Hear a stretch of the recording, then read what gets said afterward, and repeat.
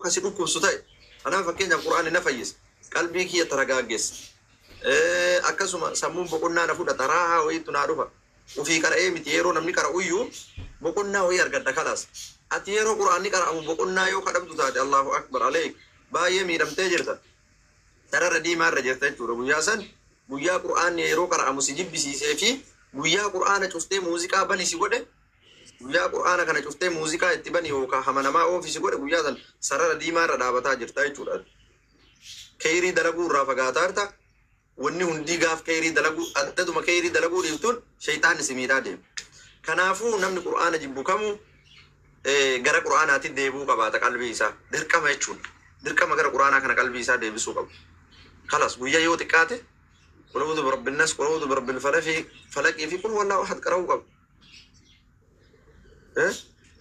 أكاسي تشورا إن شاء الله مين نمني براك غافي كبدا خلاص نمني براك غافي كبدا السلام عليكم ورحمة الله وبركاته. وعليكم السلام ورحمة الله. أنا قلت كيسني بلا ما يسين جتا. قافين كياسي يرو صلاة أنا دقتشيسا أجا صلاة أيو حاجة سجود بوين بيكو إن ناس يصلي بعيد كونين تولين دمالك تنبي نسوداتي صلي. أوكي سيسوداتي صلاة سيدورغا قرآن سيجيب بسيسا. قرآن اللي قرأون جالت دقرو درا إن قرأيو أما بائمتي إن قرأيو جدي مركز سين حاجة يرو سين سين قرأ بود بقى فما راندوك ويا إيش الراشد أوركيتشو أوكي بريد شوف ناسيسا سيناسيسا جيتشو أيه لقي فردوم hirriba keessa manama waan akkamii fa'aa argite? Manamani waa'ee maatii iyyaa lola wayiitu ka jiru. Lolli ka'eennaan lola kana jala faasiriin abbaan kiyya jalaa dheessanii abbaa kiyya kana faana fiigee ganaa lolli sun lixeennaa abbaan kiyyas dhufanii ganaa kolfee isaanii waliin kolfee na shaaxaamre yeroo isaan dhufan sanitti. Manama akkasiisis arga bofallee boffa mana amma keessa hojjedhu kana bofni nu marsee yennaan aniif madaameen tiyya jalaa dheessinee gara mana firasii deeme. Dhageeffadhu amma dhufteerta laal amma qajeela keessa dhufte laal ayyi nafara nama kamuu haa ta'u qabadhu dubbii kiyya tana nama kamuu haa ta'u ayyi nafara taani wallaahu alam bakka raftu sanitti bofni naannoo san ka jiru yoo si mul'ate fakkeenyaaf manuma keessa raftu kana keessa akka waan bofni jiru yoo si fakkaate akka waan bofni wayii maramee mana kana keessa ciisuu takka akka waan bofni mana kana keessa si ciniinaa jiru yoo si fakkaate manaamaa beeki rafteeti zaahiratti illee yoo kaatu bofni kun akka waan si fuuldura jiru yoo si fakkaate akka waan mana kana keessa jiru nam tokko akkasi argaa bar mana kana keessa jiraa jedhee ol kaa bofni suni maal inni jechuun wallaahu aalam suhira haadha albeeti taani rabbitu beeka manni sun sirii qabaachuu irra qajeelchoonni akkanaa takka ummanni sun takka manni sun allahu aalam rabbitu beeka li'annahu shayxaanni kun wama silaa badee dalagu fidee nama mul'ise argite wama silaa dalagamaa jiru kana fidee si mul'ise jechuudha mana san keessa rakkoon jiraachuu argisiisa. Manama akka lubbuun keessaa baatu farga manama maanuu lubbuun tiyya keessaa baatu argee beeka. Keessaa baatu jirtu dhageeffadhu lubbuun amma baatu wayyuu hin jirtu kanaafi zikrii heddummeessuu qabaata tamu zikrii qur'aan heddummeessuu qabaata du'aa'ii kadhachuu qabaata akkasuma gara rabbii deebuus sirra jiraata waan hamaa irraa gurra kee gara waan keerii ergisuus sirra jiraata si amma sii galee akkas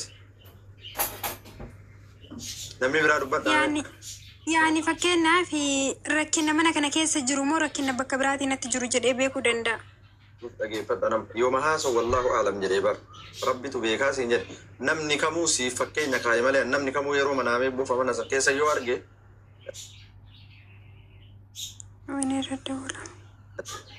Rakkoon iddoo san keessa jiraachuu irra qajeelcha waan ta'eef osoo danda'amee illee bakka san jijjiiratanii afdal bareeda. Jijjiiradha jedheellee baay'ee deebi'e torbe tokko bakka biraa turee ka'ee asittuu na deebisan garuu bakka kana bahuun barbaada bahuu hin danda'u. Talaba jirtaati. Dhala banjiru akkuma dhala baati waggaa dheeraa manuma tokko hojjedheera. Bawwiin danda'u jechuu akkam jechuu mee nuu himsi.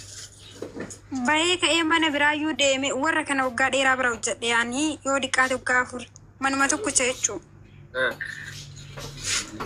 Mana biraa deemee hojjedhee warra kanaan walii aareennaan deeme warri na barbaada akka biyya galuu sin barbaadanii akka mana biraa deemee hojjedhu sin barbaadan poolisii qabsiifnee biyya si galchina yoo mana kanaa baatee mana biraa deemee hojjedha itti jedhanii ture. Deemee torbee tokko mana biraa hojjedhee warraa wadhabee mana biraa hojii argadhee deemee hojjedhee naan achiyyuu mana sanii warra sana baabbalanii ijoollee dalagaa sana galchite birrii isinii kenninaa isii asitti deebisaa jedhanii akkasuu ganaa torbee tokko achi ture ka'ee asittuu deebee hojjedhe hojii eegaleen. Yoo achi baatu achi deebisi godhaa. Achi baay'ee torbee tokko mana biraa hojjedheen gaabbee ganaamaa baay'ee.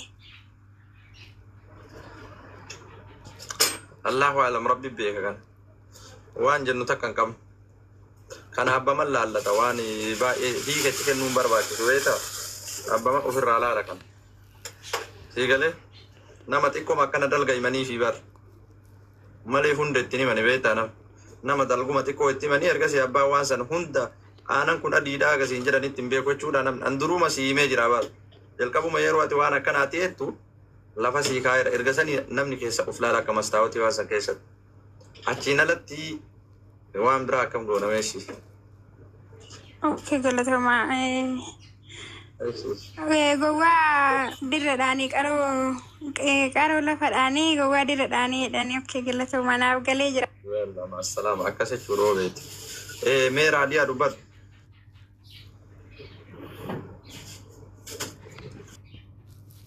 Namni biraa ka dubbatu hin jiru. Ati kaa Sinaan. Waalaikum salaam. Tara dubbadha. Waalaikum salaam.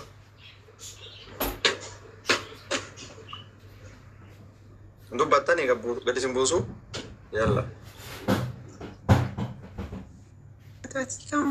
Waalaikum salaam. Maan dubbanne maal godhaa seentame? Walaa dubbachaa. Mee nu dubbataa ram? An dubbachaa sagaleen kee jira. Injira dubbadhu. Waasuma xiqqoo itti garuu beektee halkan keessa jechuu irri barra. Bakka irrimu keessa natti duudee yaani nama sanatti fakkaataa bineensa sanatti fakkaataa kullu kan harkisaa kun harkan harkisaa. Bakka na iyyisiise beekte.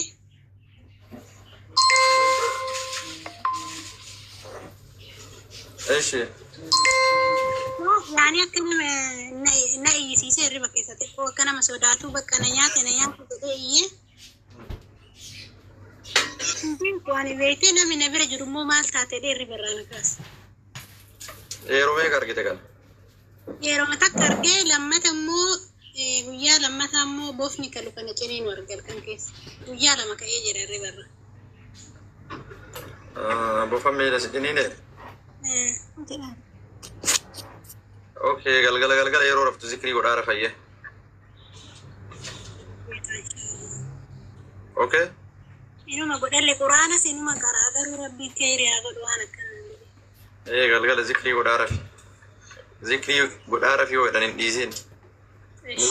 Muuziqaa sirbaan rafin eega zikrii godhaa rafi siin jenne. Gaara rafu wallahi. Yalla akkasi hayyuu dubbadhu hayyuu. Assalamu alaikum warahmatullahi wabarakatuh. Waalaikum salaam warahmatullahi wabarakatuh. Nagaa akkam ustaaz? Nagaa akkam fayyaame? Alhamdulillah. Bareeda alhamdulillah wallah. Ustaaz manamaani haati ofii harma duwwaa namatti mul'achuun maanni? Haati ofii harma duwwaa namatti mul'achuun maanni? Maalish dhiifama? Ati haadhatee quba qabdaa bilbiltaa fi? Okay, du'aa yoo irraa fudhattaa? Wallah. Wallahi. Akid dhibbatti? Akida wallahi. Tokko san dawwaluuf huwa magaariinitti dubbadhaa du'aa manaa gooti seen. Ayyee. Kuni jaalala siif qaban argisiisa ka haadha yadulla al-hubb. Akkas jechuun jaalala siif qabanii fi gara laafummaa siif qaban si yaaduu isaanii irra qajeelchu malee waan biraatii miti. ammas hayti isaanii haala ol kaateen sirra jiraachuu hayti isaanii yoo siin jiru waa si kennanii osoo hin ta'in atiin tun akka isaan si guddisan sanitti dhibbaan dhibbatti kaddamaa jiraachuu dhabu. Sah olaanaa. Wallahi faanuma hin jira gamaarin beeku wallahi kan rabbiin beeku. Kana jiraachuun qalbii fi niyyaa kee guutuu gara haadhateetii deebistee sirri du'aa irraa fudhachuudha sirra jiraate jechuudha.